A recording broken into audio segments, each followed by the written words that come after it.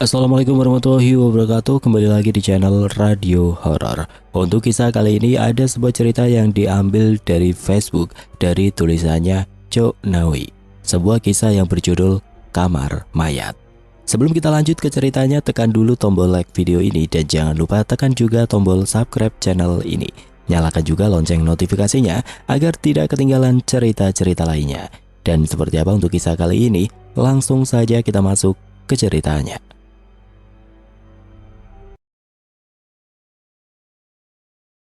Bermodalkan ijazah SMK jurusan perbankan dan keahlian menyetir, suka bantu bapak ngangkutin puing pakai mobil pick-up, aku diajak buruan teman sedesa yang bekerja di kota.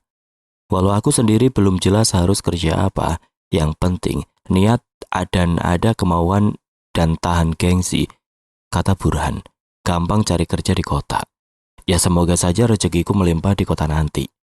Aku menempati kosan bersama Burhan. Kosan kecil 3 meter kali 2 meter setengah, lumayan lah buat empet-empetan kalau musim hujan. Kamar mandi berada di luar, tepatnya di ujung antara beberapa kamar kosan. Kosan ini lumayan luas, kamar bawah berhadapan ada 8 pintu kamar kosan, atas juga 8 pintu, jadi seluruhnya atas bawah berhadapan ada 32 kamar. Dengan kamar mandi di bawah 4, di atas 4, kosan bagian kanan khusus lelaki, sedangkan sebelah kiri khusus wanita. Hanya dipisahkan pagar kayu ukuran setengah meter tingginya. Dilangkai juga bisa, percuma padahal dipagari. Burhan kerja di sebuah perusahaan tempat produk sabun Wings, sedangkan aku masih menumpang padanya sambil mencari dan menaruh lamaran ke beberapa perusahaan, bahkan toko atau rumah sakit. Hingga suatu hari, aku mendapat panggilan dari sebuah rumah sakit. Halo, selamat sore. Apakah ini dengan saudara Kamaludin? Sore, iya saya sendiri. Ini dari mana ya? Saya dari bagian HRD Rumah Sakit S, yang beberapa hari saudara menaruh lamaran. Oh iya, apakah saya diterima bekerja di rumah sakit tersebut? Saudara bisa datang sebelum Maghrib nanti, dan akan ada interview.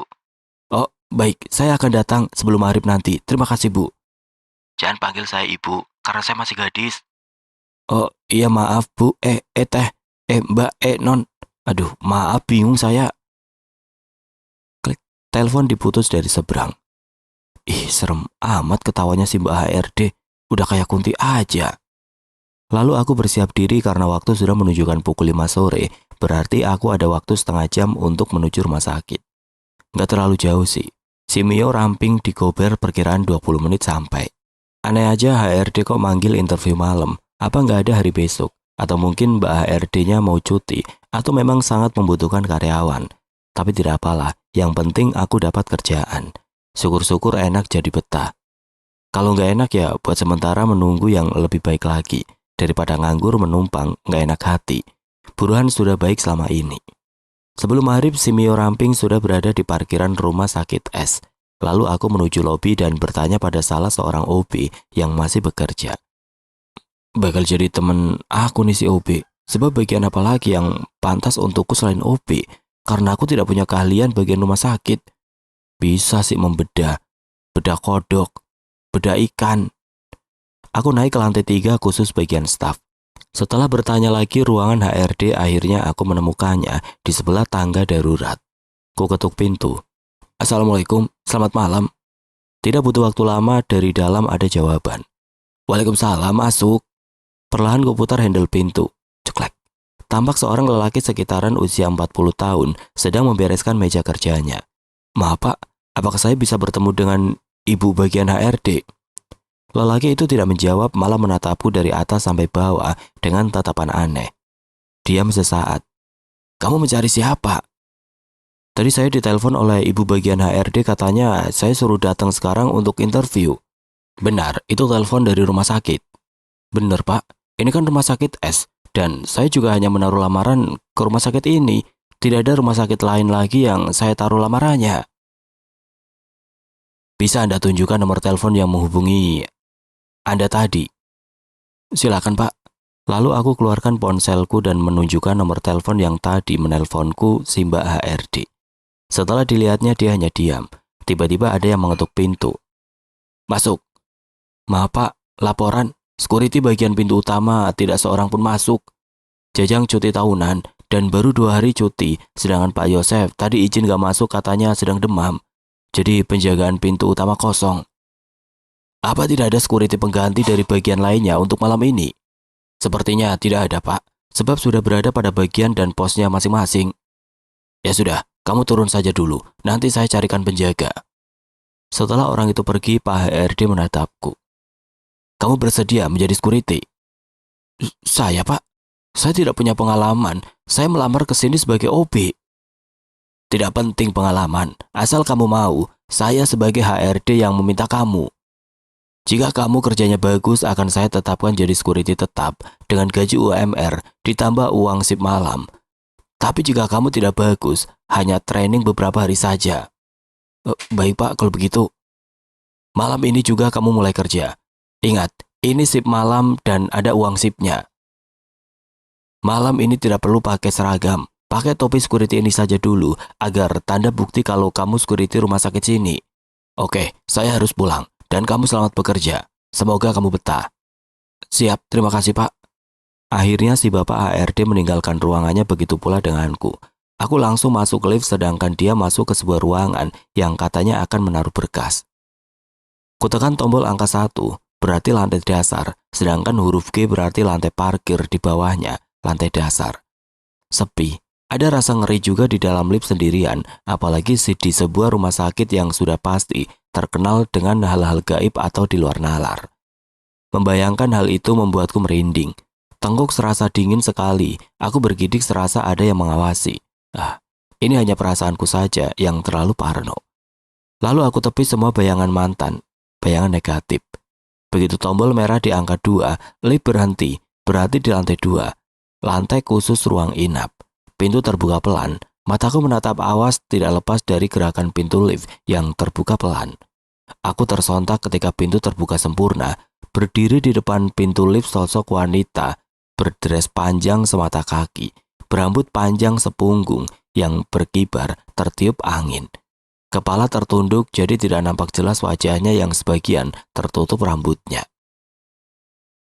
Wanita itu berdiri kaku di depan pintu, perlahan melangkah bagai tidak nampak lantai, tidak terdengar suara sendal atau sepatu. Rasa takut mulai menjalar, apakah aku harus keluar dari lift dan turun di lantai 2 ini?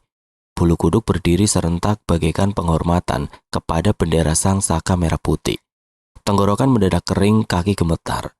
Melangkah semakin masuk ke dalam, ku geser tubuh ini agar dia bisa masuk. Terdengar nafasnya yang agak kasar seperti habis kerja bakti. Tidak berani aku menatapnya lagi. Kutundukkan kepala agar tidak bisa melihat jika ada sesuatu yang menyeramkan. Dari bawah diam-diam, kuperhatikan kakinya, apakah napak atau melayang. Kakinya tidak terlihat karena dressnya panjang menyentuh lantai. Wanita itu terus melangkah hingga berdiri di belakangku.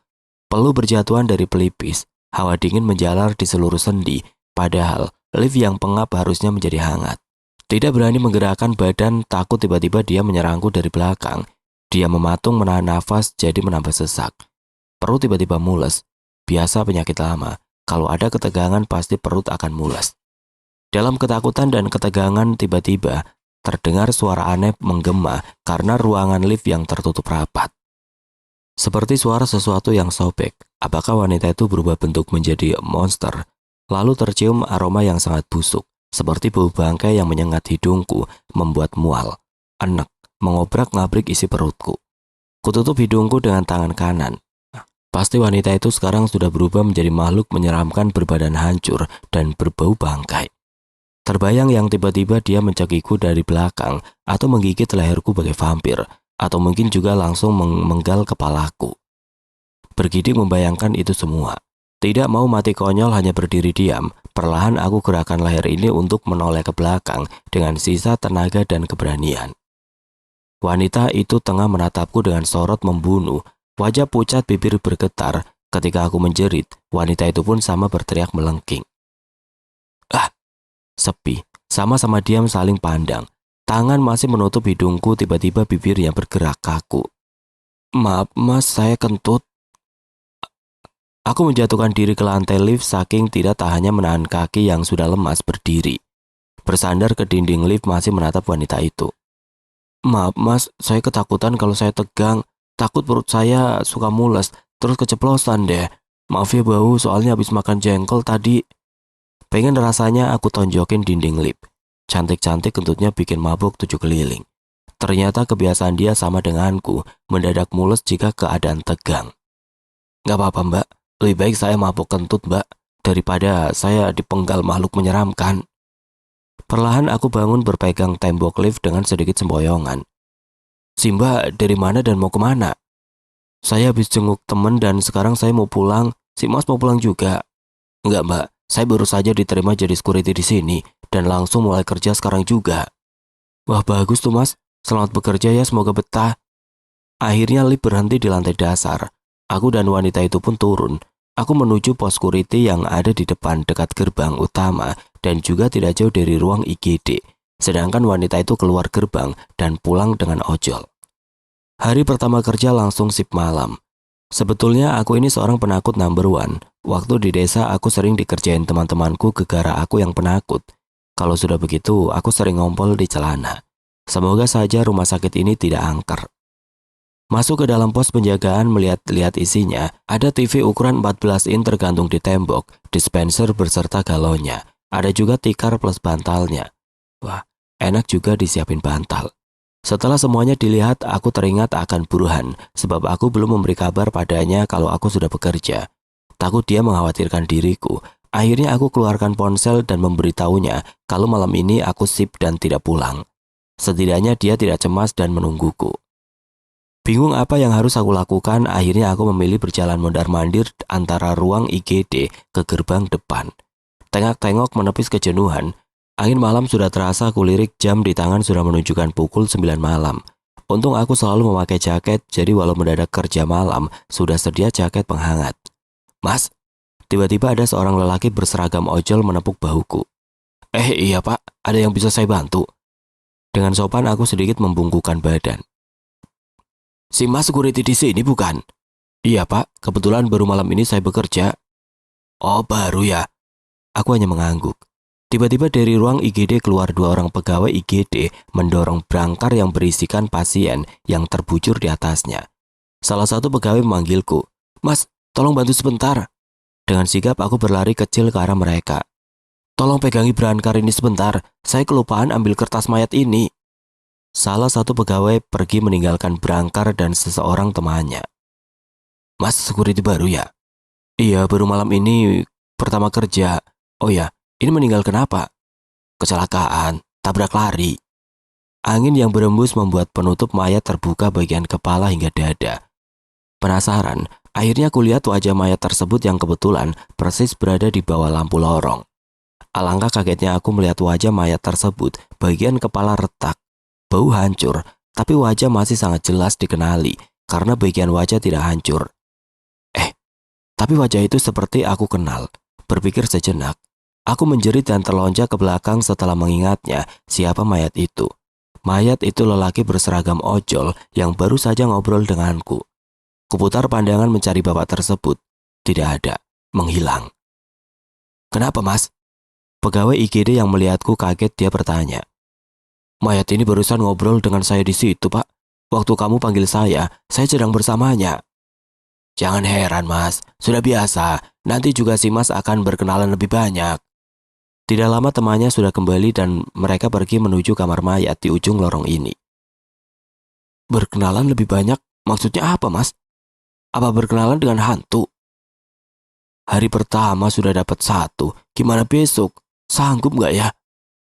Telepon pos penjagaan berbunyi dengan cepat. Aku angkat. Aku pikir telepon dari kantor atau dari IGD atau dari ruangan yang membutuhkan jasa security. Begitu telepon sudah menempel di telingaku. Halo, apa yang bisa saya bantu? Halo. Sepi, hanya suara angin. Pagi menyapa. Setelah sholat subuh aku kembali ke pos bersiap untuk pulang, tinggal menunggu yang sip pagi datang. Tidak lama sebuah motor berhenti di depan pos. Lelaki berperawakan cukup kekar, berseragam security menekan klakson. Merasa terpanggil aku menghampirinya. Bang Yosef kemana mas? Oh dia nggak masuk katanya demam, saya yang gantiin. Oh lo baru? Atau comotan dari bagian mana? Kayak baru lihat gua. Iya bang saya baru semalam kerja. Lu semalam jaga sendirian? Iya bang. Widih, hebat. Udah kenalan sama yang di sini belum? Belum bang, saya kan kerja sendiri. Kemarin kenalan sama petugas IGD doang. Maksud gua kenalan sama... Ya udahlah, lu udah bisa pulang. Bentar lagi si Jupri datang. Oke bang, saya balik dulu ya. Ini mata udah sepet. Akhirnya aku pacu si Mio ramping. Mata sudah sepet, udah kebayang tidur di kasur yang lumayan daripada tiker yang di pos. Tidak butuh waktu lama Mio memasuki kosan yang sudah sedikit ramai. Asik, yang udah kerja, gimana hari pertama kerja di rumah sakit? Wah lumayan lah, hari pertama udah dapat kenalan. Widih, anak mana? Cantik gak? Kepala lu Panjul, gua kenalan sama hantu tabrak lari. Ah, kalau gitu selamat bertempur hari-hari dengan hantu. Anjir, pengen gue coba beberapa hari. Gaji lumayan sih, katanya bisa mencapai 6 juta. Mantap dah, jangan takut sama hantu. Malahan lu deketin Pinta nomor togel. Somplak lu ah. Berangkat sono, gue mau rehat. Oke bro, selamat beristirahat. Oh ya, awas aja kalau lu bawa hantu kemari. Bodoh ah. Kapan-kapan gue bawa buat temen lu. Akhirnya sebelum pergi Burhan mentoyor kepalaku. Walau PA begitu, dia temen yang paling care. Jam sudah menunjukkan pukul 5:30. Aku sudah siap untuk pergi ke rumah sakit. Si Mio ramping sudah kinclong cantik. Aku juga sudah klimis dan sudah nangkring di atas si Mio. Entah kenapa pandanganku tertuju ke kosan wanita bagian atas yang nomor 5. Posisi kamar itu gelap, tapi seakan ada seseorang memperhatikan aku dari dalam kamar itu. Ah, mungkin perasaanku saja yang kepedean. Angin sore ini berembus pelan. Udara sedikit mendung, kayaknya nanti malam bakalan turun hujan. Semoga saja Pak Yosep sudah masuk kerja, jadi ada teman. Sampai di gerbang utama, kulihat di pos penjagaan Bang Junet yang tadi pagi menyapaku masih ada, sepertinya sedang beberes. Halo Bang Bro, belum pulang? Lo udah datang, gua kan nunggu si elu. Si Jupri udah kabur dia, bininya mau beranak. Yaudah, aku mau parkir dulu bang. Begitu sampai di parkiran, aku hampir menabrak seorang lelaki tua sekitar 65-an. Dia berjalan terbungkuk-bungkuk. Maaf pak. Tidak menjawab, hanya menatap dengan sorot yang tajam. Ih, ngeri amat. Kenapa dia kok aneh banget? Apa jangan-jangan dia perkenalan keduaku? Bergidik ku tinggalkan parkiran menuju musola karena sudah adzan maghrib. Biarin aja lah, Bang Junet. Palingan dia udah pulang. Kan udah jamnya dia pulang. Setelah sholat aku bergegas ke pos utama. Buset, lu lama amat parkirin Mio. Udah kayak parkir truk gandeng. Lah, abang masih nungguin saya. Saya kira abang udah pulang, makanya saya langsung ke musola. Kagak lah, kan tadi gue bilang nungguin elu. Maaf bang, saya kira udah balik. Oh ya bang, saya mau tanya. Tanya apaan? Tadi saya hampir tabrakan dengan lelaki sedikit bungkuk. Wajahnya agak serem bertopi caping. Oh, dia Pak Jarwo, penunggu kamar mayat. Dia emang rada aneh, jarang ngomong. Malah semua orang nyangka dia itu bisu. Ih, muka serem jagain kamar mayat. Cocok dah. Hati-hati lu, jangan sembarangan ngomong. Ya udah aku balik. Kayaknya lo sendirian lagi jaga malam ini. Bye-bye ya. Selepas Isya, hujan rintik-rintik. Ditambah angin yang berhembus, menambah dingin cuaca. Aku dekap kedua tangan di dada. Sayangnya aku tidak suka merokok. Mungkin kalau suka cukup jadi penghangat dikala sepi seperti ini. Tiba-tiba telepon pos berbunyi. Segera aku angkat dan kudekatkan ke telinga. Halo, ada yang bisa saya bantu? Sepi, tidak ada jawaban. Beberapa detik aku biarkan saja. Brak! Tiba-tiba figura yang tergantung di tembok jatuh. Cukup membuatku melompat, saking kagetnya. Sialan lo ah, gue lagi tegang juga.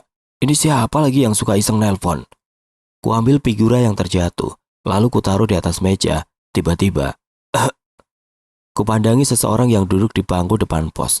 Dia lelaki berseragam security, lalu aku keluar dari dalam pos dan menghampirinya. Maaf pak, bapak security di sini. Sekilas aku melihat nama yang tertera di dada sebelah kirinya, Yosep.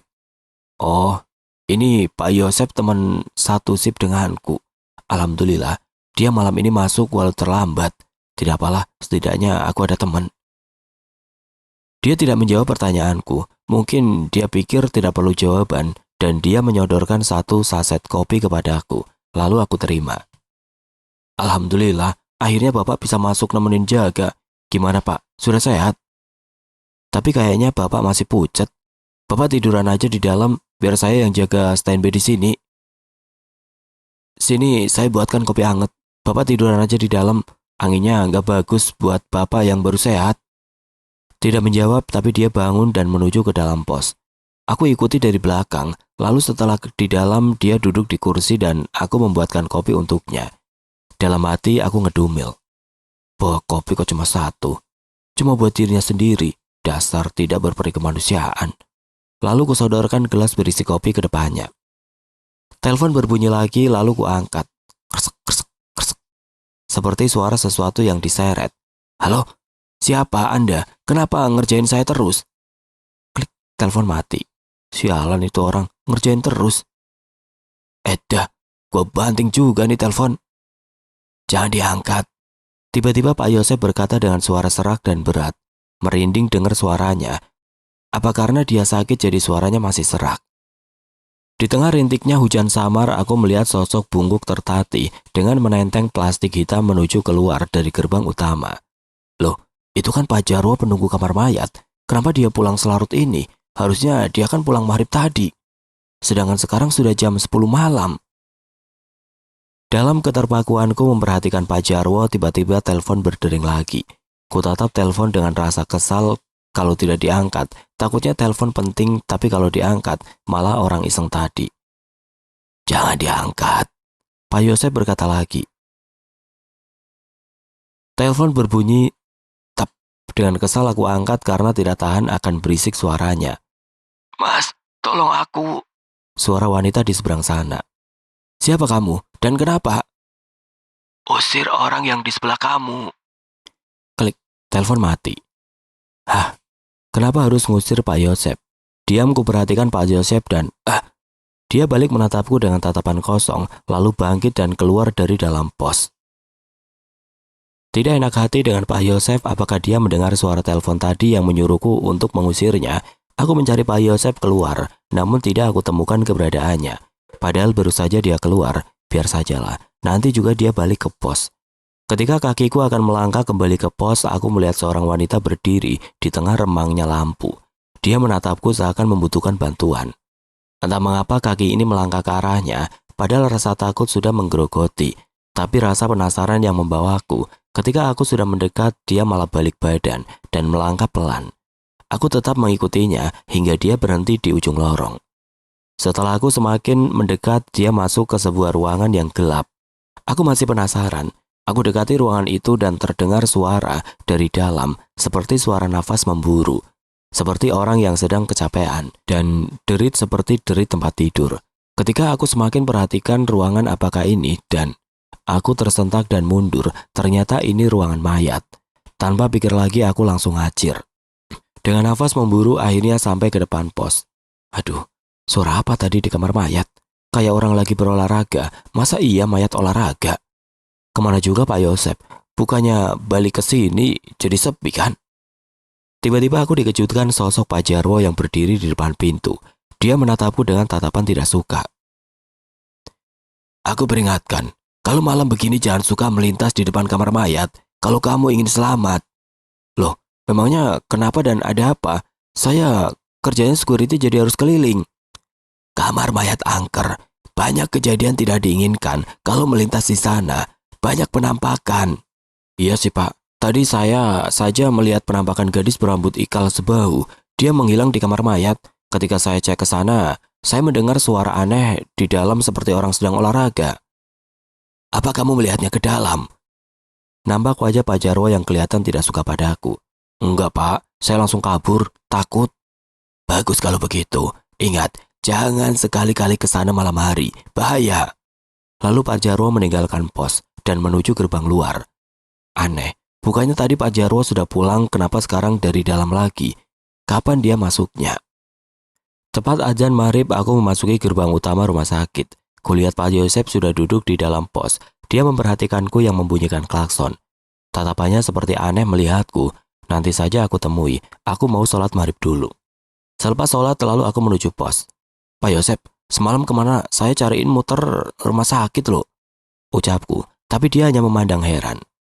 Kamu security yang baru itu ya? Maaf, saya baru bisa masuk. 3 hari tepar. Loh, baru masuk? Jadi semalam siapa? Ah, Bapak jangan bercanda. Semalam kan kita jaga bareng. Bapak malah pergi nggak tahu kemana. Beneran, saya baru masuk. Ini pun istri masih ngelarang, katanya takut ngedrop lagi. Serius, Pak? Semalam gak datang?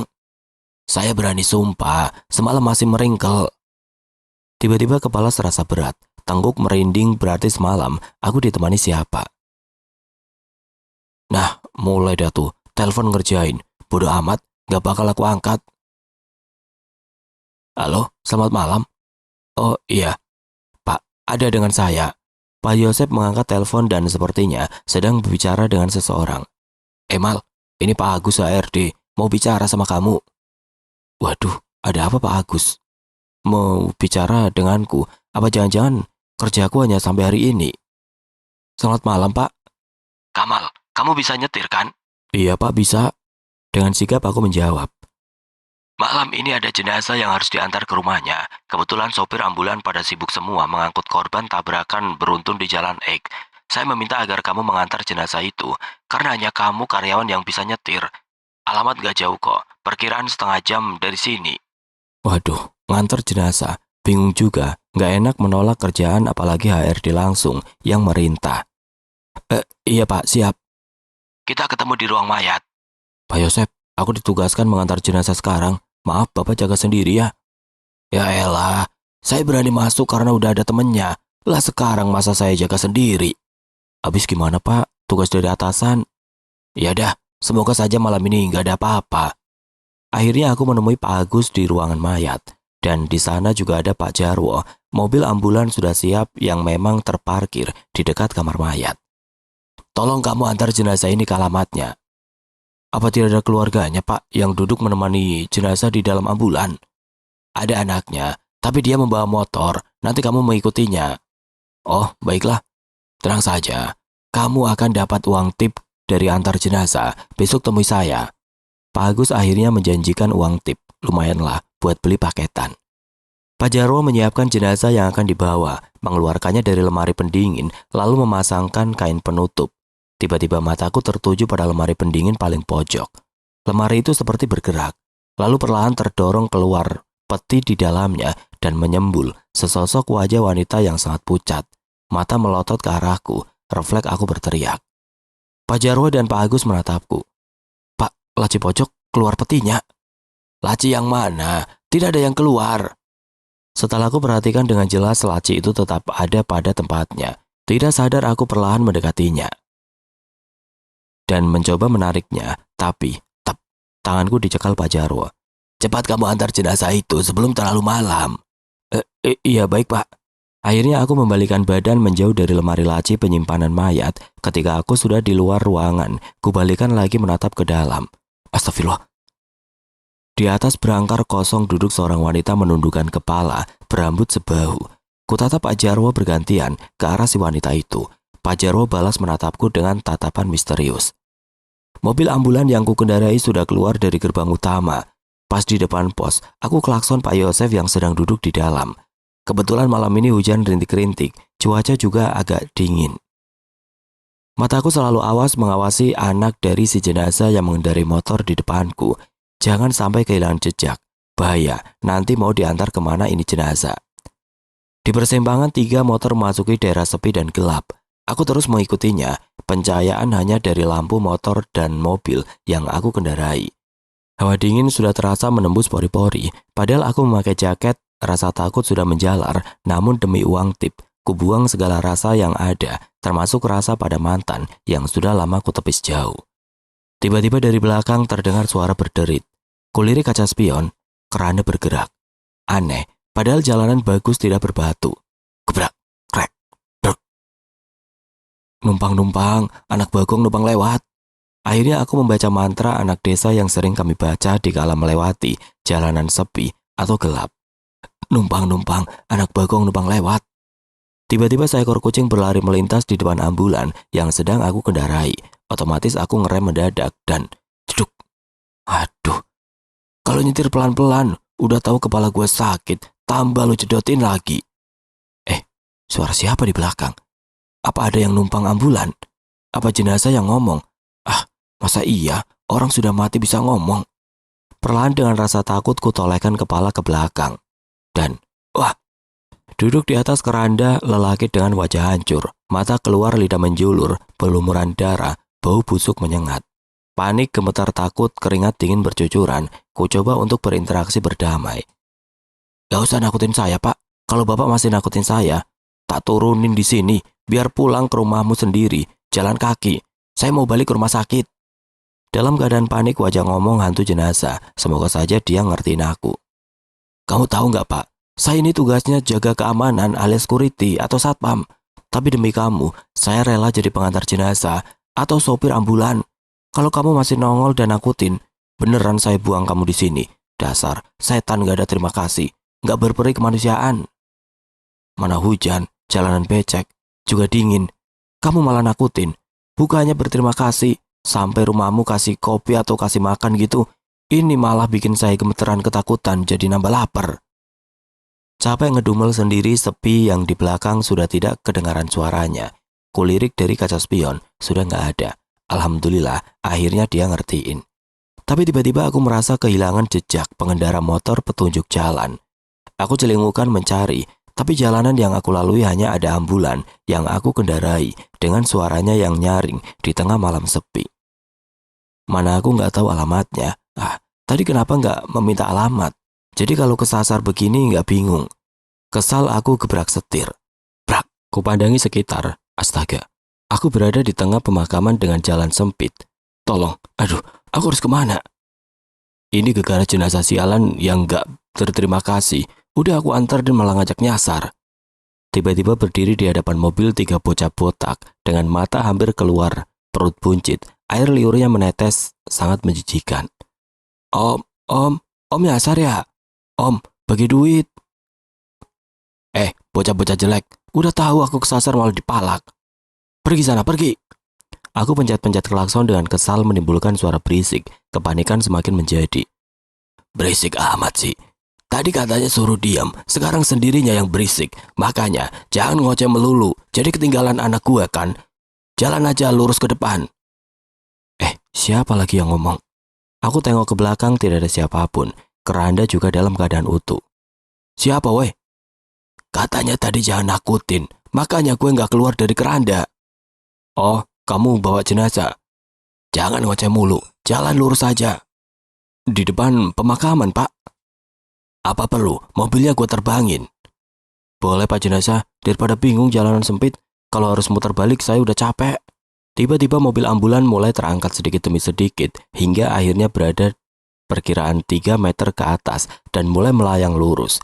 Seakan mimpi tidak percaya, aku berpegangan kencang pada setir takut-takut, tiba-tiba dijungkir balikan. Setankan ucapannya gak bisa dipegang. Pemakaman yang cukup luas dilewati ambulan. Mungkin jika ada yang melihat pastinya akan langsung lari ketakutan melihat mobil ambulan terbang di pemakaman. Tatapanku hanya lurus ke depan. Tidak berani menoleh kiri kanan, takut melihat penampakan kun-kun atau poci. Hingga akhirnya ambulan mendarat dengan selamat di tengah jalan yang cukup lega. Akhirnya setan menepati ucapannya. Baru kali ini ada setan baik. Apa karena dia nggak mau aku buang di sini kali ya? Bodoh amat lah, yang penting aku bisa keluar dari pemakaman. Tidak berselang lama, ambulan memasuki perkampungan agak padat. Tiba-tiba datang motor anak dari jenazah. Mas, nyasar kemana ambulan? Saya nyariin muter-muter. Lah, ada juga si abang yang ngajak saya jalan ke pemakaman. Udah tahu jalanan sempit gak bisa buat mobil. Untung saja ambulan bisa terbang, jadi bisa melewati pemakaman. Kalau aja gak terbang, saya habis dikeroyok penghuni pemakaman. Ambulan terbang? Iya, bapakmu tuh yang nerbangin, karena saya ancam suruh jalan kaki sendiri ke rumah. Buset. Si Mas sehat? Kagak, saya capek. Saya kan security, kenapa jadi supir ambulan? Ya sudah buruan, gotong jenazahnya sebelum dia ngambek lari sendiri ke rumah. Tadi pas pertigaan saya noleh ke belakang, si Mas sudah gak ada. Makanya saya muter nyariin. Pas di pertigaan, kan si abang belok kiri, tahu-tahu pemakaman. Udah gitu, si abang ngebut aja. Loh, pertigaan saya lurus gak belok. Berarti saya dikerjain setan jalanan. Akhirnya aku kembali ke rumah sakit melalui jalan umum. Tiba di jalan X, kemacetan masih ada karena ada tabrakan beruntun. Sengaja aku bunyikan sirene ambulan agar mobil yang lain minggir dengan maksud agar aku sampai ke rumah sakit dengan segera karena lelah yang sudah tidak tahan. Tapi siasatku salah, justru aku di stop petugas yang kekurangan ambulan. Mas, ambulan dari rumah sakit S ya? Numpang angkut beberapa korban, kasihan harus segera sampai ke rumah sakit. Jiwa sosialku meronta nggak tega, walau lelah, capek, ngeri, juga harus semobil sama jasad yang pada hancur. Tapi oke lah, sekalian jalan, apa salahnya cari pahala. Para petugas mengangkut jasad korban tabrakan beruntun ke mobilku. Jasad-jasad itu sudah dimasukkan ke dalam kantong mayat. Untunglah, setidaknya aku tidak melihat jasad mereka yang hancur tidak bentuk rupa. Mereka memasukkan ke dalam keranda 1, di bangku panjang kiri kanan 1, jadi di belakang 3. Oke lah, aku siap berangkat. Mas, tunggu. Gak aku siap jalan, tiba-tiba salah satu petugas menghentikan. Mas, ada satu jasad lagi baru terangkat dari kolong kontainer. Tinggal satu ini. Tolong bawa sekalian, soalnya udah tidak ada ambulan lagi. Mau taruh di mana, Pak? Belakang sudah penuh. Apa bisa ditumpuk? Depan kan kosong, Mas. Waduh, di depan. Duduk di sebelahku. Jangan deh, Pak. Masa iya saya duduk bersebelahan mayat? Tolong, Mas. Sudah nggak ada ambulan lagi. Soalnya ini korban terakhir. Waduh, oke lah, Pak. Akhirnya satu korban ditaruh di bangku sebelahku. Korban yang berbadan hancur separuh, kepala masih utuh, mata mendelik keluar, badan bagian kanan serta kaki hancur. Sedangkan sebelah kiri masih utuh, ditumpukan dengan kepala bersandar ke pintu. Loh, Pak, kenapa nggak dimasukin kantong mayat? Itu dia, Mas, sudah kehabisan juga. Ya Allah, mimpi apa semalam harus bersanding duduk bersebelahan sama mayat? Mana mata mayat mendelik melotot liatin gua. Pak, tolongin anakmu yang sedang diberi ujian ini. Bismillahirrahmanirrahim. Sepanjang jalan tidak henti aku membaca doa yang aku bisa, memasuki jalanan yang sedikit rusak akibat terkikis banjir yang menyebabkan aspal berlubang. Laju ambulan mulai bergoyang. Sesekali kulirik sebelahku, takut kalau dia menyerangku. Aduh, kakiku kejepit. Brak, brak. Siapa yang merintih kesakitan? Aku mulai mempertajam pendengaran. Pelan-pelan dong, kepalaku pusing. Suara wanita sedikit parau. Setelah menyadari dari mana asal suara, perlahan kutolehkan kepala ke belakang dan melihat dari balik kaca. Alangkah kagetnya di belakang terlihat sosok mayat yang di kursi sebelah kiri dengan kepala hampir jatuh, badan membungkuk. Dia sedang duduk dengan kedua tangan berusaha membetulkan kepalanya. Sedangkan yang sebelah kanan dia sedang mengacung-acungkan sebelah kakinya. Karena panik dan kaget membuat ambulan oleng. Awas woi, nabrak lagi dah. Mendengar ada seseorang yang berteriak, aku cepat memalingkan kepala ke arah depan dan mencari arah suara, dan mayat di sebelahku tengah fokus menatap ke depan dengan ekspresi tegangnya. Gua udah hancur gara ditabrak, masa iya lu mau ngajakin gua tabrakan lagi? Kenapa sih lu? Para setan selalu bikin gua copot jantung. Kalau kalian mau pada bertingkah bikin gua takut dan jantungan, mending gua buang-buangin kalian di sungai, biar dimakan buaya kelaparan. Dengan lantang aku berteriak saking kesalnya ditambah capek. Tiba-tiba semuanya sepi, diam, termasuk yang di sebelahku. Merasa jengah melihat mayat di sebelah yang hancur separuh, darah menetes dari bagian-bagian yang hancur, daging pada merotol bergelantungan. Dengan terpaksa ku copot jaketku, lalu aku tutupkan pada jasad itu, terutama bagian kepala. Sorry ya, tak tutup kepalamu. Habisnya kamu melototin aku terus. Aku ini niat baik ngantar kalian ke rumah sakit, biar kalian ditangani cepat. Kalian kok malah bikin ulah. Mau buat aku ikut mati juga ya? Pukul 10 akhirnya ambulan memasuki gerbang utama rumah sakit. Aku pelankan laju. Nampak di pos, Pak Yosef keluar dan berlari kecil menghampiriku. Alhamdulillah, akhirnya lu datang juga. Iya, Pak. Bentar ya, saya anterin ini para mayat ke IGD. Lah, mayat apa lagi, Mal? Emang kagak ketemu tadi alamatnya? Bukan, Pak. Ini mayat korban tabrakan beruntun yang di jalan X. Oh, buruan sono anterin. Abis itu, gue traktir kopi lu. Siapa? Setelah para mayat dikumpulkan di IGD, aku bergegas mengembalikan ambulan di parkiran belakang dekat kamar mayat. Setelah menemukan parkiran, aku bergegas turun dan ketika hendak meninggalkan parkiran, aku dengar seseorang meminta tolong. Tolong aku. Diam sambil celingukan. "Tolong." Suara wanita seperti kesakitan. Perlahan kaki melangkah mencari arah suara. Semakin ke dalam dan kulihat seorang wanita berdiri dengan rambut sebahu. Dia menatapku. Bagai terhipnotis, aku terus melangkah mendekatinya. Semakin mendekat, tiba-tiba angin berembus sangat kencang hingga menyibakkan rambut yang menutupi wajah si wanita itu dan seluruh tubuh lemes. Nafas terasa terhenti melihat wajah menyeramkan wanita itu yang bermulut sobek hingga ke kupingnya.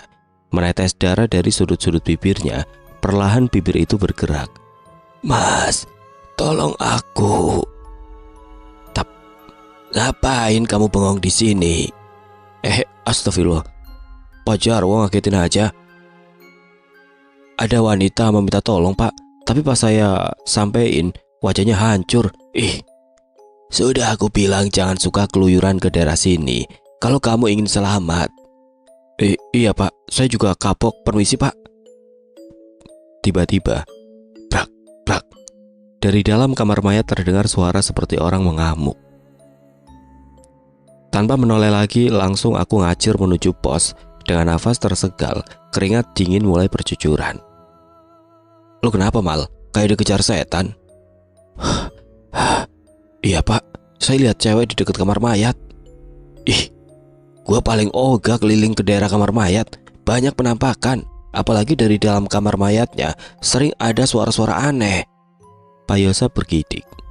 "Pak, saya mau tanya, Bapak kerja di sini pernah nggak dapat telepon aneh?"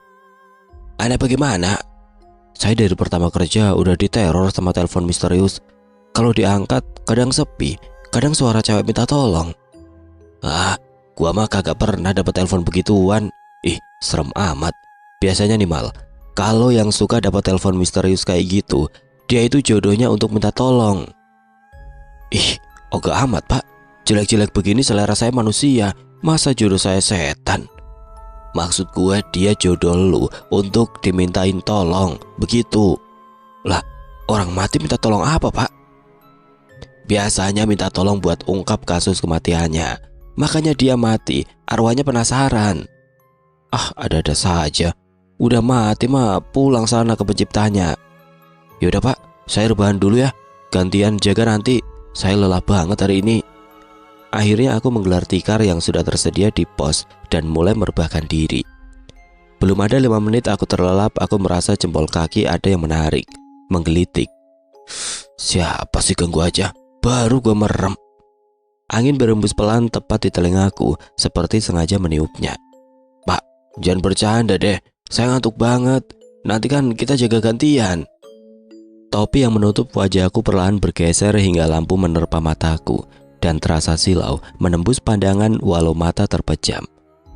Kesal merasa diganggu, akhirnya aku membuka mata sedikit karena silau. Nampak tepat di depan wajahku, sebuah wajah pucat dengan mata putih melotot tanpa manik, bibir menyeringnya lebar sampai telinga. Rambut menjuntai mengenai wajahku. Bau anyir dari tiap helai rambut menyengat hidungku, membuat rasa mual. Diam tidak dapat bergerak. Nafas terasa terhenti, jantung berdegup kencang. Panas dingin mulai menyerang. Ingin berteriak namun mulut bagai terkunci. Pandangan bagai terhipnotis menatap matanya. "Mas, tolong saya." Bagai desiran seekor ular, ia berkata tepat di telingaku. Tiba-tiba aku merasa ada kekuatan dan berteriak, "Tolong!" Aku bangun dan membentur meja hingga teko yang di atasnya tumpah membanjiri lantai dan sebagian kena tubuhku. Langsung aku kabur keluar dari dalam pos. "Lah, ada apa Mal?" "Saya diganggu setan cewek itu lagi Pak. Kemana saya pergi dia selalu ada." "Ya udah, makanya lo sanggupin nolong dia." "Saya harus nolong dari mana Pak? Saya aja nggak kenal dia. Matinya kenapa? Orang mana? Mayatnya di mana?" Dasar setan. Gak ngertiin posisi aku baru kerja dan butuh duit. Kalau begini terus, aku berhenti kerja. Aku gak sanggup. Aku acak-acak rambut dengan kesal. Tiba-tiba dari arah lorong terdengar teriakan sangat melengking. Aku dan Pak Yosep saling pandang.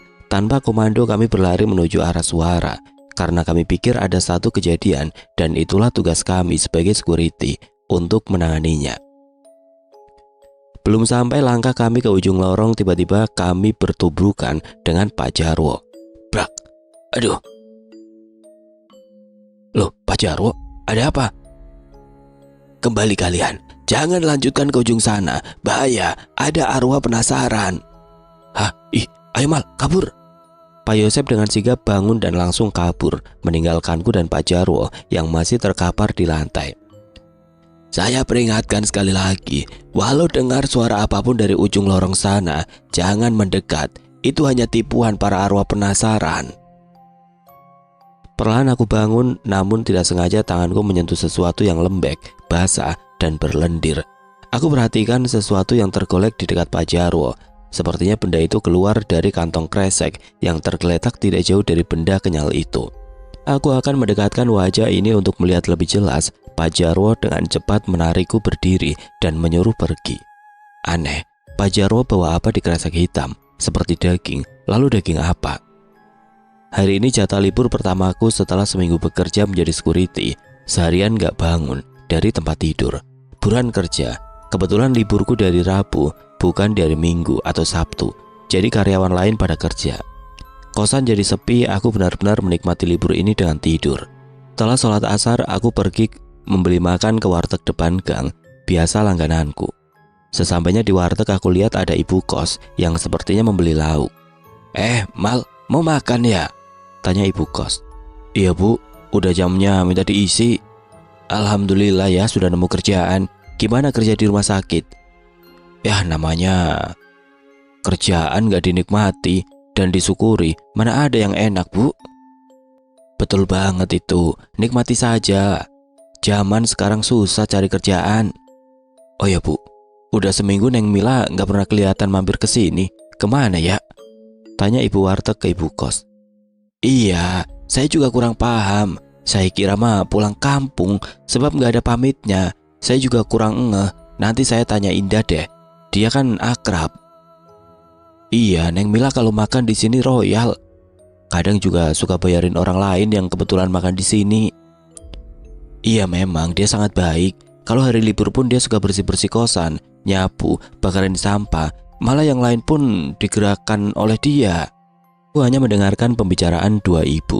Sebab aku sendiri orang baru, jadi gak kenal dengan yang namanya Mila. Aku hanya kenal sama Burhan. Setelah makan aku tidak langsung balik ke kosan. Aku duduk-duduk dulu di depan warteg sambil temani secangkir kopi. Menjelang maghrib aku baru balik kosan. Ketika aku akan masuk ke dalam kamar kosan, mataku tidak sengaja melihat ke lantai atas kosan bagian cewek. Astaga, cewek itu? Nampak seorang wanita sedang duduk di bangku teras lantai atas. Dia menatapku dengan senyum tipisnya. Kukucek kedua mata tidak percaya. Wanita itu bangkit dan berjalan masuk ke dalam kamar kosannya. Cewek itu kok mirip sama hantu yang suka gangguin aku ya? Apa cuma kebetulan? Selepas maghrib Burhan baru datang. Dia memang rajin lembur. Kalau nggak lembur dia pulang jam 5. Asik, malam ini kita tidur berdua lagi. Ih, jijik gua, jawabku sambil bergidik. Gue tahu lo libur, ini gue beli kacang rebus buat kita begadang. Nah, emang lo itu temen yang pengertian. Akhirnya selepas sholat isya, aku dan Burhan duduk-duduk di teras. Walau sedikit mendung, maklum, musim hujan. Jadi ya setiap hari dipastikan hujan. Han, tadi aku dengar waktu aku ke warung, katanya di kosan ini ada cewek yang namanya Mila. Oh, jawabnya sambil memasukkan biji kacang ke mulutnya. Tuh, kamarnya di atas nomor kelima. Jawabnya lagi sambil menunjuk ke salah satu kamar kosan di lantai atas. Aku sangat kaget. Loh, itu kan ada orangnya. Beberapa kali aku melihatnya. Bahkan tadi menjelang maghrib pun aku melihatnya. Malah dia tersenyum padaku. Han, lo kenal gak sama yang namanya Mila? Kenal, selewat doang. Gak pernah teguran. Tadi kata ibu kos yang ngobrol sama ibu warung, katanya Mila udah seminggu lebih gak kelihatan. Juga gak ada pamitnya sama ibu kosan. Masa sih?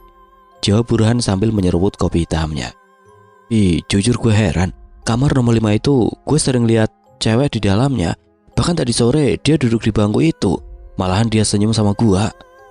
Tiba-tiba dari kosan wanita keluar seorang cewek. Indah, sebentar. Burhan menyapa cewek itu dan ternyata bernama Indah. Maklum aku kan termasuk orang baru di kosan, jadi belum pada kenal. Iya, ada apaan? Dengar kabar dari ibu kosan, katanya Mila pergi gak pamitan. Kemana ya? Apa pindah kosan? Ya itu dia, Han. Gue kira dia pulang kampung. HP dia juga gak aktif. Kemarin teman kerjanya juga nanyain ke gua.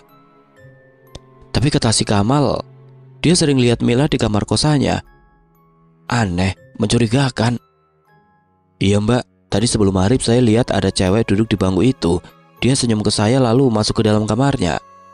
Ah masa sih mas? Apa jangan-jangan Mila sakit dan ada di dalam? Selama ini kita nggak mengetahuinya. Wah kalau begitu perlu kita cek kamarnya tuh, usul Burhan. Bener banget Han. Yaudah, anterin gue yuk ke ibu kos. Akhirnya kami bertiga menemui ibu kos dan menceritakan apa yang selama ini aku lihat. Lalu kami menuju kamar kosan Mila. Nampak kamar terkunci dari luar dan suasana di dalam pun gelap.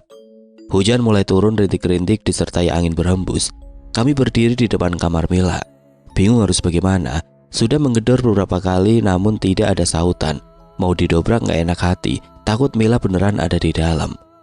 Dibiarkan saja, takut kemungkinan terjadi apa-apa sama Mila di dalam sana. Tiba-tiba tengkukku serasa ada yang meniupnya pelan. Aku bergidik sambil kuusap tengkuk. Aku menoleh ke belakang. Tidak ada apapun. Nak Kamal, beneran tadi sore lihat Neng Mila? Apa berhalusinasi? Beneran bu, malah dia senyum ke saya. Ini bukan pertama kali saya lihat, tapi sudah yang ketiga kalinya selama saya tinggal di sini. Ya sudah, kita coba dobrak saja. Kebetulan ibu nggak punya kunci serepnya. Takutnya seperti di berita-berita, sakit nggak ada yang tahu. Tahu-tahu sudah jadi bangkai. Tapi selama ini nggak tercium bau kan? Aku dan Burhan dibantu beberapa lelaki yang mulai berdatangan mencoba mendobrak kamar Mila. Gak perlu lama, kamar terbuka. Terasa menyeruak hawa panas dan pengap. Jelas kalau kamar ini lama kosong. Setelah lampu dinyalakan, terlihat ruangan kamar yang hanya sepetak, tertata sangat rapi dan bersih. Semua barang tertata dengan indah pada tempatnya. Jelas kalau sang pemilik kamar orangnya rajin dan apik. Ketika sedang memeriksa, tiba-tiba bingkai foto Mila yang tergantung di tembok terjatuh dan hancur berkeping. Semua yang ada terlonjak. Aneh, padahal angin tidak masuk. Indah memunguti pecahan kacanya. Aku yang memperhatikan kegiatan Indah sangat kaget, bahkan mundur beberapa senti. Ketika aku melihat foto Mila yang tergeletak di lantai, dari matanya mengalir darah. Dia seperti menangis darah. Kukucek kedua mata seakan tidak percaya. Tiba-tiba lampu mati, padahal yang lainnya menyala. Dengan cepat aku menuju pintu hendak keluar, tapi tanganku ada yang menarik. Aku pikir Indah yang menarik, karena tangan itu begitu lembut, halus juga dingin. Tapi aku sangat kaget ketika melihat Indah sudah ada di luar. Lalu yang memegang tanganku ini siapa? Perlahan aku tengok ke arah tanganku, terlihat tangan yang sangat putih. Lalu pandanganku naik menyusuri tangan ke bahu, lalu ke wajah, dan wah! Aku menjerit dan langsung loncat keluar ketika aku melihat wajah pucat dengan mata mendelik. Wajah yang sangat aku kenal. Lu kenapa Mal? Ngagetin gue aja. Ada Mila di dalam. Gemeter rasa dingin menjalar di seluruh tubuh. Tengkuk terasa berat. Ngaco aja lu ah. Burhan menyalakan korek yang memang selalu di sakunya karena dia perokok, jadi pastinya menyimpannya. Indah yang datang dengan sebuah lilin lalu dinyalakan dan menerangi kamar Mila. Tidak ada apapun. Apa tadi beneran hanya halunya aku saja? Ya sudah, saya akan menghubungi keluarga Mila di kampungnya melalui nomor keluarganya, ucap ibu kos. Memang kami sebagai pengguna kamar kos di awal masuk harus memberikan alamat kampung dan juga nomor keluarga yang bisa dihubungi. Memang bagus persyaratannya. Ya gunanya untuk seperti ini. Hujan semakin deras, penghuni kosan sudah sepi sepertinya sudah berada di dalam selimutnya masing-masing. Rasa kebelet datang. Biasa, kalau musim hujan, bawaannya beser. Malas bangun karena hujan juga dingin, sebab kamar mandi ada di luar kamar dan di ujung kosan pula. Dengan terpaksa akhirnya bangun juga, daripada ngompol di kasur, bisa-bisa diusir sama Burhan. Udah numpang, ngompolin juga. Perlahan kubuka pintu agar tidak membangunkan Burhan. Dia tidur sangat nyenyak sampai terdengar suara dengkurannya. Begitu pintu terbuka, angin menyeruak masuk kamar dan hawa dingin menerobos menyelimuti tubuh. Bergidik karena dingin, melangkah, tidak lupa tutup pintu, jangan sampai kamar sekecil itu penuh oleh angin. Sepi, hanya suara air hujan yang jatuh menimpa benda di bawahnya, menimbulkan berbagai macam suara. Jika didengar siang hari, mungkin akan terasa indah. Tapi didengar malam hari kayak begini, suara hujan itu malah terdengar sangat seram, menakutkan. Bagaikan suara rintihan makhluk tidak kasat mata. Bergidik sesekali, tengok-tengok takut kalau ada penampakan. Maklum, akhir-akhir ini aku selalu diganggu hal yang di luar nalar. Kamar mandi tinggal beberapa langkah lagi. Kudengar ada seseorang sedang bernyanyi pelan seperti suara wanita. Kupertajam pendengaran, asal suara dari kamar mandi bagian wanita di seberang pembatas. Kuperhatikan namun tidak ada suara lain seperti beraktivitas di kamar mandi. Sepi, hanya suara bernyanyi pelan. Kan sudah kebelet, aku langsung buka pintu dan menyalurkan hasrat terpendam. Tiba-tiba, tes, tes. Sesuatu menetes tepat di atas tanganku yang sedang menaikkan kolor. Aku tidak memperdulikan karena kupikir hanya bocor air hujan. Darah. Kaget ketika melihat tanganku sudah berlumuran darah. Kutengok ke atas dengan pelan dan rasa takut. Nampak sosok wanita dengan posisi terbalik, kepala di bawah, rambut menjuntai, darah terus menetes dari lehernya yang hampir putus. Langsung lari keluar terpontang-panting. Sesampainya di luar, kulihat seseorang perempuan sedang memakai payung di halaman kosan wanita. Posisi membelakangi, tapi kepala terbalik, wajahnya berada di belakang. Wah! Perempuan itu tertawa cekikikan di tengah sepinya malam. Kupingku merasa pengang dan sakit. Lalu payung terangkat ke atas bersama perempuan hantu itu semakin naik ke atas, lalu terbang terbawa angin dan menghilang di telan gelapnya malam. Kuketuk pintu kamar kosan sekali, 2 kali, 3 kali, namun buruhan tidak juga membuka pintu. Hawa dingin telah melumpuhkan semua sendi tubuhku. Dengan bersandar ke pintu, tidak sengaja aku melirik ke kamar kosan atas. Astaga, perempuan itu sedang duduk dan menatapku. Kita beralih ke sudut pandang buruhan. Ngapain sih tarik sarung gua? Lu kan pakai sarung sendiri. Kesel banget Kamal narik-narik sarungku terus, padahal dia kan sudah pakai sarung sendiri. Kutarik sarungku sampai menutupi kepala. Kaki ngerungkel, faktor hujan sangat dingin. Tiba-tiba kakiku digelitiknya. Dengan kesal aku bangun hendak memaki dia yang gak ngertiin. Namun begitu aku bangun, tidak kudapati seorang pun. Sepi, bahkan Kamal yang aku pikir di sebelahku juga gak ada.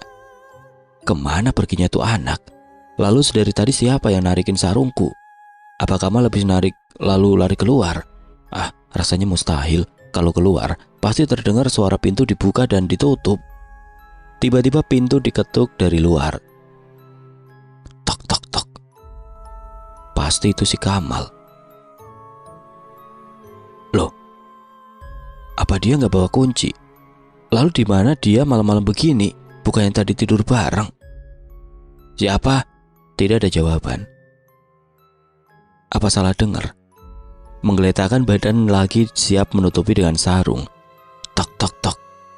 Bentar, ganggu aja. Lu Mal. Jangan nakutin, gua nggak takut. Akhirnya aku bangun dengan rasa malas juga ngantuk. Pintu kubuka dengan pelan, lalu aku langsung kembali ke atas kasur tanpa aku menunggu Kamal masuk. Tapi Kamal tidak juga masuk, hanya angin malam sisa hujan yang sangat dingin memenuhi kamar kecil ini. Kutunggu semenit, 2 menit, 3 menit. Serasa kesal tidak juga masuk, malah angin semakin kencang membuat badan menggigil. Akhirnya aku bangun lagi menuju pintu. Setelah berada di depan pintu, aku longokkan kepala keluar, tidak ada siapapun. Kulihat ke arah kiri sepi, ke arah kanan juga sama. Lalu siapa tadi? Dengan kesal kututup pintu dan membiarkan tidak terkunci. Jadi biar Kamal tidak perlu mengetuk lagi. Lalu kembali ke kasur. Baru saja akan merebahkan badan, tiba-tiba pintu diketuk lagi. Aku hanya diam memperhatikan, tidak jadi merebahkan badan. Terdengar lagi lebih keras. Tok tok tok. Sumpah, saat ini aku kesal sekali. Tanpa berkata aku bangun sambil menenteng galon kosong. Udah siap dan niat akan menghajar Kamal pakai galon. Melangkah tanpa bersuara biar Kamal tidak kabur lagi. Kupegang handle pintu dan sekali sentak, pintu aku tarik. Angin menerobos menerpa wajahku, sangat dingin. Begitu pandanganku tertuju ke depan, sungguh aku sangat terkejut. Nampak seorang wanita berwajah pucat dengan mata mendelik putih melayang-layang di depan pintu yang terbuka. Gaun putihnya melambai-lambai tertimpa angin. Bukannya menutup pintu, aku malah terpesona diam memandang wajahnya. Bahkan aku lupa sama galon kosong yang aku jadikan andalan buat senjata. Galon jatuh begitu saja. Tiba-tiba dia cekikikan lalu melayang melesat jauh. Setelah menghilang, aku baru tersadar dengan cepat membanting pintu dan langsung naik kasur sembunyi di dalam sarung. Takut, gemeter, panas dingin keringat sebesar biji jagung berjatuhan dari pelipis. Setan apa itu? Kenapa dia ganggu aku? Apa salah dan dosaku? Kamal kemana sih? Apa dia diculik setan itu? Semakin menggigil takut mengingat hal itu. Cukup lama aku bersembunyi di dalam sarung, tiba-tiba pintu digedor lagi sangat keras. Bagaikan akan gempa, kamar terasa bergetar, suara menggelegar petir di luar saling menyambar, padahal hujan telah reda. Dar dar dar. Kamar bergetar lagi. Ya Allah, gangguan apa lagi ini? Setan apa lagi yang menggedor? Tadi suaranya tok tok tok. Setannya cewek, menyeramkan. Sekarang suara gedoran, lebih keras. Pasti setan sejenis buto hijau atau gendruwo yang pastinya berbadan besar dan menakutkan. Aku jadi berhalu sendiri. Efek selalu membaca cerita horor dari grup FB. Sudahlah. Hobiku membaca cerita horor, jadi aku parno begini. Dar dar dar. Han, Burhan, buka pintu. Han, buka. Itu seperti suara si Kamal. Apa benar itu Kamal? Aku gak percaya. Biasanya setan suka meniru seseorang. Setan gak bisa dipercaya. Aku gak mau buka pintu. Yang ada nanti begitu pintu dibuka, lalu kepalaku langsung dihap sama gendruwo. Semakin merapatkan sarung badan, melipat menjadi dua saking takutnya ngeringkel. Dar dar dar. Han, tolong buka pintu. Ya Allah, suaranya beneran mirip Kamal. Apa jangan-jangan Kamal beneran habis dianiaya setan dan butuh bantuanku? Tiba-tiba semangatku bangkit. Bangun lalu ku ambil kembali galon kosong dan menentengnya dengan semangat. Jalan mengendap setelah di depan pintu, lalu aku pegang handle-nya dan dengan sekuat tenaga aku menariknya dan brak. Sesuatu menubruk tubuhku hingga aku terjengkang ke belakang dan terkapar di lantai. Sesuatu yang menabrakku itu meringkuk di bagian kakiku hingga sulit digerakkan karena tertindih. Tolong, ampun, tolong, ampun. Ucapku penuh ketakutan, sudah pasrah kalau memang aku harus jadi santapan makan malamnya. Tapi kalau dalam cerita horor di grup FB, gendruwo itu nggak makan orang. Lama amat sih lo buka pintu, kebo banget tidur. Loh, itu suara Kamal yang ngedumel. Aku bangun dan memandang seseorang yang tengah berdiri menatapku. Lo beneran Kamal? Bukan, gue jelmaan jin. Plak, ada. Kamal menapuk kepalaku hingga hampir menyungsep. Gue hampir mati dicekik itu setan cewek. Lo lama banget buka pintu, tidur kayak orang mati. Kamal masih ngedumel melampiaskan kekesalannya. Aku yang bengong linglung setelah kepala ditabok. Setelah kembali normal, aku mengambil air putih dan meminumnya dengan rakus, bagai habis lari maraton. Kini giliran Kamal yang bengong melihat aku. Lalu, plak, ada. Gantian aku yang menampar kepala dia. Kamal mendengus kepalanya yang pastinya sakit dan bikin 7 keliling. Ada juga gua yang mau mati dikerjain setan cewek itu, sautku dengan kesal. Maksud lo? Tanya Kamal. Lo pergi kemana? Selama lo kagak ada, itu setan gangguin gue tidur. Gue pikir itu lo, pas gue tahu bentuknya, berarti kita berdua diganggu dengan setan yang sama. Nah kan, gue yakin ini pasti setan bawaan lo dari rumah sakit. Dulu sebelumnya gak begini. Ujarku menyalahkan Kamal. Kamal hanya diam seperti memikirkan sesuatu. Bisa jadian, sebab setelah gue kerja di rumah sakit, gue jadi sering didatangin begituan. Kalau kata Pak Yosep, setan itu minta bantuan gua. Lah, itu setan mau minjem duit gitu?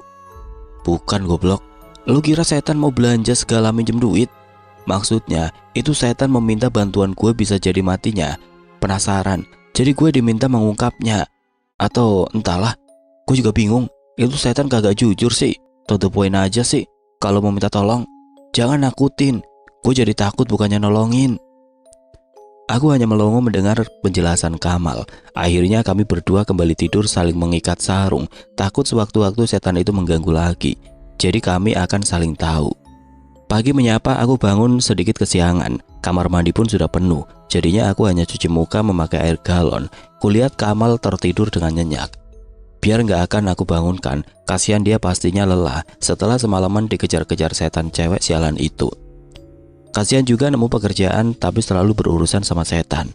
Semoga kamu terbiasa dan jadi betah, dan semoga juga itu setan capek gangguin kamu. Kututup pintu dengan pelan dan pergi meninggalkan kosan dengan varioku. Sebelum benar-benar keluar dari area kosan, mataku melirik ke arah kamar Mila. Mila ada di balik jendela kaca kamarnya, sedang menatap keluar. Karena dikejar waktu, aku tidak hiraukan Mila. Nanti saja setelah pulang kerja, akan aku cari tahu. Mas, ayo bangun kerja. Mas, ayo buruan. Masih ngantuk. Kenapa sih ganggu melulu? Ayo mas. Ya. Sialan ini cewek. Cewek? Cewek siapa? Tersentak kaget ketika menyadarinya dan merasakan kakiku ada yang menariknya. Ku cari celingak-celingukan namun tidak ada siapapun. Kulihat jam menunjukkan pukul 17.15. Astaga, aku ketiduran selepas sholat asar. Gegara kejadian semalam, liburku kurang puas. Padahal sudah mengancam akan tidur sepanjang malam karena seminggu ini gak pernah tidur malam. Padahal tadi niat mau lap si Mio ramping. Kalau begini aku udah telat berangkat ke rumah sakit. Dengan tergesa aku berpakaian seragam. Kebetulan aku sudah mendapatkannya. Aku ngaca bolak-balik di depan jendela, kelihatan gagah juga, dengan postur tinggi walau sedikit krempeng. Kupacu si Mio ramping dengan kecepatan tinggi karena waktu yang sudah mepet. Memasuki gerbang utama kulihat pos sudah kosong, yang sip pagi sudah pada pulang. Tumben, biasanya salah satu dari mereka menunggu yang sip malam. Dan Bang Yosep juga Bang Jupri belum kelihatan. Ya sekarang yang sip malam bertiga, enak sih jadi gak sepi. Sesampainya di parkiran sudah adzan maghrib. Akhirnya seperti biasa aku masuk musola yang ada di area parkir. Selesai sholat maghrib sengaja aku melewati samping musola. Aku melihat Pak Jarwo menenteng sebuah pacul. Heran dan penasaran, lalu aku ikuti sambil mengendap. Pak Jarwo menuju belakang rumah sakit yang posisinya tidak jauh dari kamar mayat. Hari mulai gelap ditambah mendung. Angin juga terasa sangat kencang, membuat dahan dan ranting saling bergesekan, menimbulkan suara khasnya. Dedaunan kering yang jatuh ke tanah berterbangan juga plastik sampah. Kudekap kedua tangan di dada sambil tetap mengawasi gerak-gerik Pak Jarwo. Pak Jarwo mulai menggali tanah. Aku bersembunyi di balik loker tidak jauh dari kamar mayat. Tiba-tiba terdengar suara berderit dari kamar mayat, disertai erangan yang sangat lirih, hampir tidak terdengar. Rasa penasaran dan rasa takut menyelimuti, namun entah tidak terasa kaki ini bergerak melangkah menuju kamar mayat yang pintunya memang di sebelahku. Perlahan ku pegang handle pintu dan membukanya, hampir tidak bersuara. Tep, tep, tep. Suara lemah langkahku memasuki kamar mayat yang remang-remang. Tampak beberapa berangkar yang di atasnya terdapat mayat baru yang ditutupi kain putih. Bergidik bulu kuduk semua berdiri. Pandangan tetap menyusuri, mencari asal suara tadi. Tiba-tiba tatapanku tertuju pada laci pendingin di pojokan yang bergerak-gerak dengan rasa takut. Juga penasaran, aku mulai mendekat. Semakin mendekat, gerakan laci itu semakin jelas. Pada orang terjebak di laci itu. Kalau mayat tidak mungkin bisa menggerakkan. Entah kali ini logikaku benar, nggak parno. Tap, kupegang handle laci pendingin dan mulai menariknya. Nampak rambut hitam pekat. Semakin aku tarik lagi perlahan nampak kening, lalu alis, lalu mata yang wah. Gelap semua pandangan. Ketika aku pegang handle pintu dan membukanya perlahan, tatapanku langsung tertuju pada berangkar paling pojok yang berderit. Astaga, siapa yang berada di atas berangkar? Dilihat dari gerakannya sepertinya dia sedang melakukan aktivitas bejat. Walaupun aku masih jomblo tapi aku paham gerakan olahraga seperti itu. Sahan lenguan dan jeritan tertahan sangat jelas di telingaku. Benar orang itu sedang berolahraga bejat. Tapi dengan siapa dan siapa lelaki itu? Dengan sangat pelan ku tutup kembali pintu itu. Biarlah aku mengintai dari luar menunggu dia keluar agar aku tahu siapa lelaki bejat itu. Tidak lama pintu terbuka. Nampaklah seorang lelaki setengah bungkuk dan berwajah yang tidak muda. Astaga, Pak Jarwo, benarkah dia? Dia melakukan dengan siapa? Pak Jarwo keluar dari kamar mayat sambil membetulkan letak topi campingnya. Setelah tengok-tengok, dia melanjutkan langkahnya ke arah samping, atau tepatnya arah musola. Aku yang bersembunyi di antara barisan loker tidak dapat dia lihat karena memang lorong gelap. Setelah dia pergi, aku bergegas masuk kamar mayat. Jangan sampai Pak Jarwo kembali. Setelah berada di dalam, aku langsung menuju berangkar pojok yang tadi dijadikan Pak Jarwo untuk berolahraga. Semakin mendekat, nampak sosok terbaring yang tertutup kain putih. Setelah berada di sampingnya, lalu perlahan kubuka kain penutup bagian kepala. Astaga, wanita ini, walau pucat tapi jelas sekali, wanita ini seperti Mila. Walau aku belum pernah melihat Mila, tapi dari foto di kamarnya sangatlah jelas. Di saat aku memperhatikan wajah mayat itu, tiba-tiba kedua matanya terbuka dan langsung menatapku. Kaget bukan kepalang, sampai terjajar ke belakang. Ketika hendak kabur, mayat itu mencekal tanganku dengan kuat. Tolong aku, pulangkan aku ke keluarga aku. Aku gak mau dikubur di sini. Aku dijadikan ajang mesum kebejatan lelaki tua bajingan, lelaki bajingan, lelaki tua mesum, lelaki jelmaan setan. Tolong aku. Kita itu menangis sangat pilu, suaranya memenuhi ruangan hingga menyayat hati. Sengaja aku panggil kamu ke sini, menyuruhmu kerja di sini agar kamu bisa menolongku, karena hanya kamu yang bisa menolong aku dan mayat-mayat yang lainnya dari kebejatan si tua bajingan itu. Maksud kamu, jadi kamu yang dulu menelponku dengan mengaku HRD? Iya, saat itu aku baru meninggal sehari, tapi sudah dijadikan ajang lelaki itu setiap hari. Aku dan mayat-mayat lainnya dicabuli. Astaga, sebejat itu Pak Jarwo. Lalu aku harus memulangkan kamu kemana? Beritahu keluarga kosan saja, nanti biar rumah sakit yang memulangkan aku. Lalu kamu mati karena apa? Aku kecelakaan tunggal. Motorku menabrak pembatas jalan ketika aku menghindari tikus got menyeberang jalan. Saat itu aku pulang lembur. Tasku terpental entah kemana. Mereka tidak menemukannya, jadi tidak bisa menemukan identitasku. Setiap mayat tidak beridentitas maka akan dikubur bertumbuk di belakang sana. Bahkan sebelum dikubur, daging kami akan diseset oleh lelaki bajingan itu untuk makanan peliharaannya. Dan malam ini giliranku yang akan dikubur karena sudah seminggu lebih tidak ada keluargaku. Maka dari itu aku meminta tolong padamu sebelum dagingku diseset dan dikubur jasadku. Maksud kamu, Pak Jarwo akan menyeset daging mayat untuk dibawa pulang untuk makanan peliharaannya? Iya, seekor anjing pemakan daging manusia.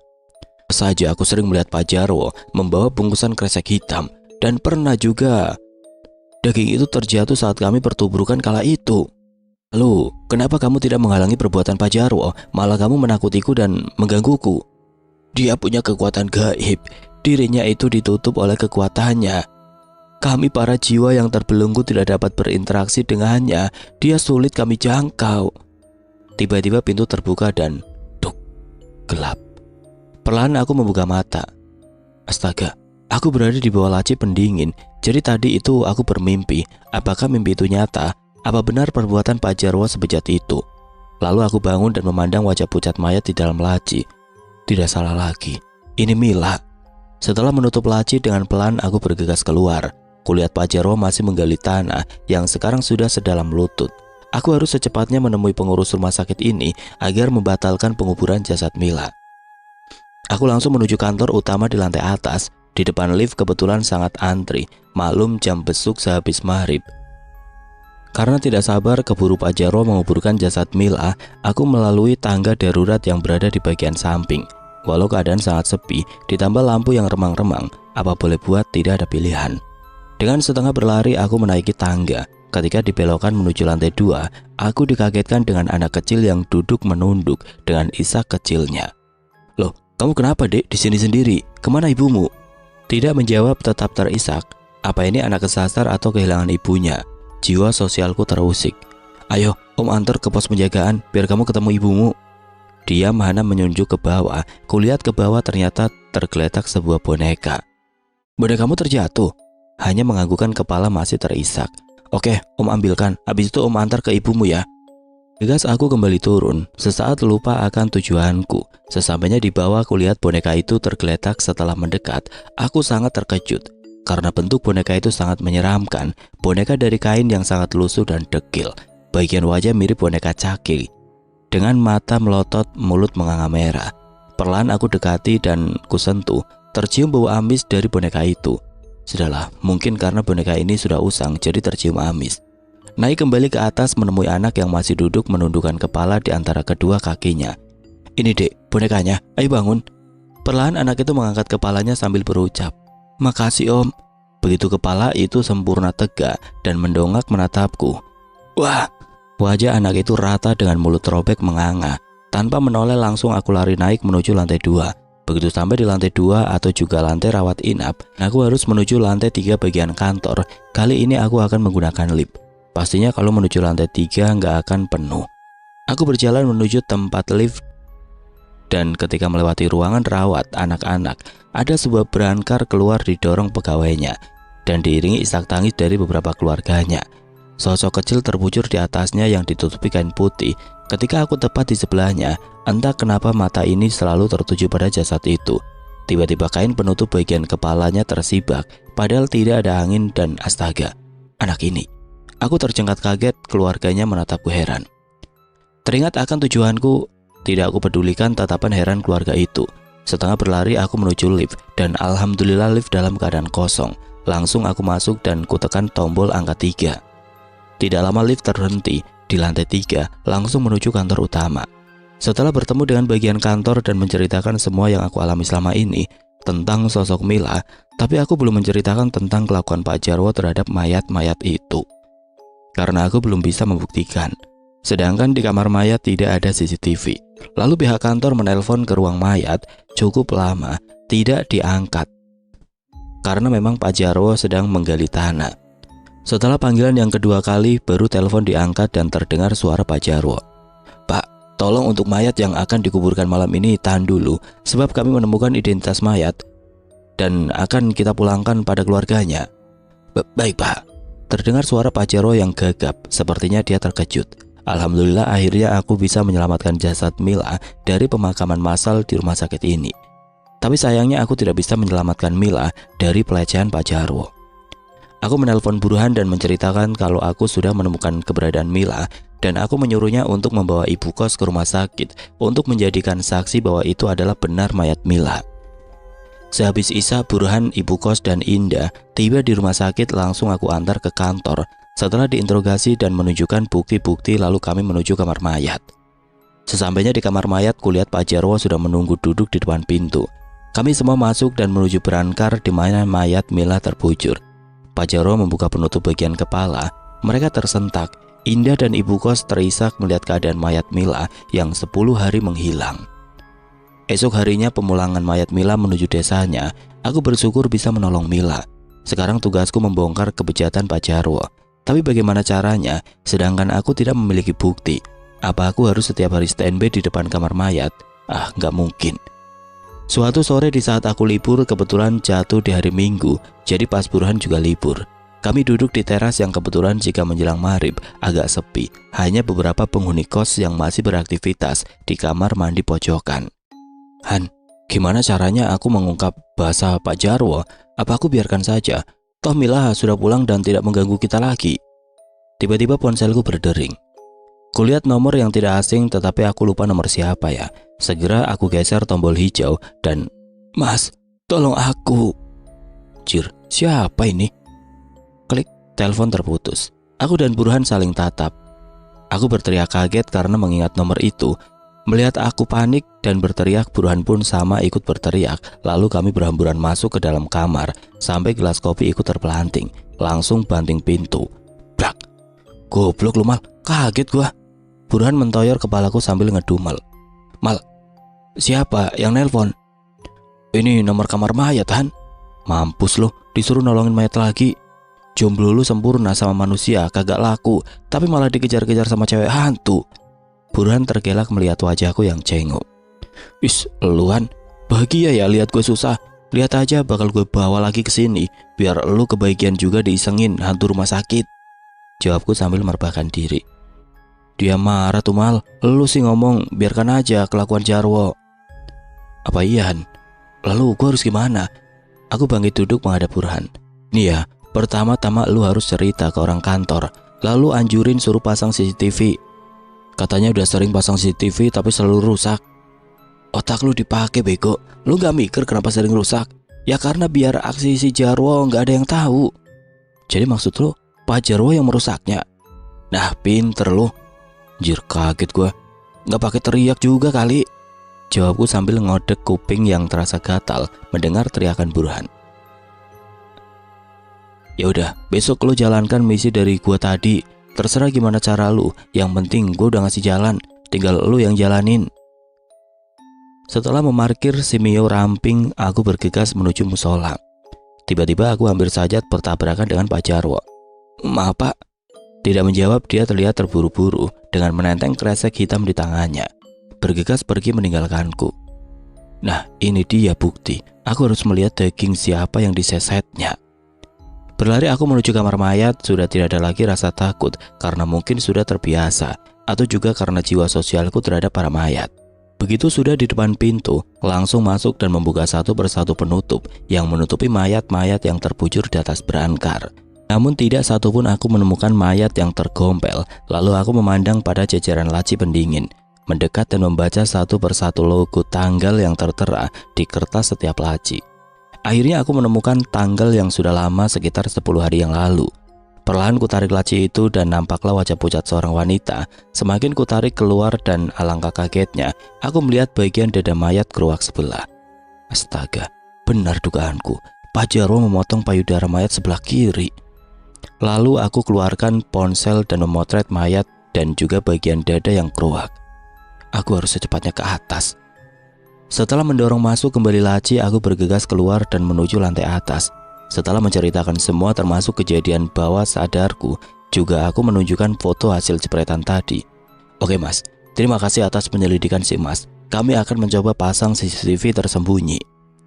2 minggu setelah berlalu, siang ini aku mendapatkan kabar bahwa Pak Jarwo diciduk aparat setelah CCTV yang dipasang sembunyi menangkap perbuatan Pak Jarwo yang mencabuli mayat-mayat wanita yang baru masuk, dan juga menyeset daging para mayat tanpa identitas yang akan dikuburkan. Bukan hanya sampai di situ, ternyata Pak Jarwo juga suka mencuri mayat-mayat bayi untuk dijadikan santapannya. Ternyata Pak Jarwo seorang kanibal. Itulah ilmu hitam yang dimiliki Pak Jarwo selama ini, hingga dia tidak bisa disentuh dan diganggu oleh para gaib. Mal, lo dipanggil atasan ke kantor, kayaknya mau dikasih hadiah lo. Pak Yosep memberi kabar dengan antusias. Ah, masa sih Pak? Oke lah, saya naik dulu Pak. Doakan aja yang terbaik buat saya. Siap Mal. Sesampainya aku di ruang HRD dan berhadapan langsung dengan Pak Agus. Terima kasih Kamal, kamu hebat sudah mengungkapkan misteri yang ada di rumah sakit ini, yang selama ini banyak teror dan dari arwah-arwah yang gak terima akan perbuatan Pak Jarwo. Iya Pak, sebetulnya saya juga gak mau berurusan sama arwah penasaran, tapi dia sendiri yang menunjuk saya sampai pura-pura jadi HRD.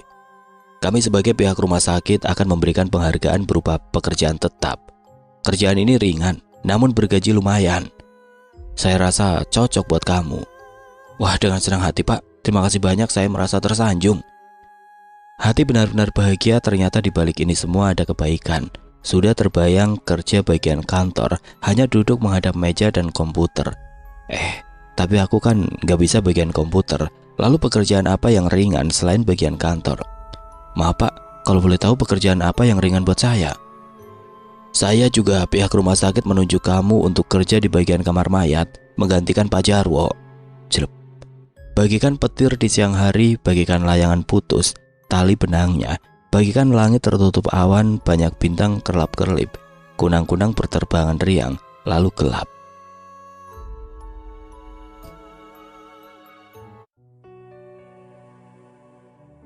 Oke teman-teman, sekian untuk kisah kali ini. Bagaimana menurut kalian tentang kisah ini? Tulis komentar kalian di kolom komentar. Dan buat teman-teman yang baru bergabung, jangan lupa untuk like, komen, share, serta subscribe channel ini. Dan nantikan kisah-kisah horor berikutnya tetap di channel Radio Horor.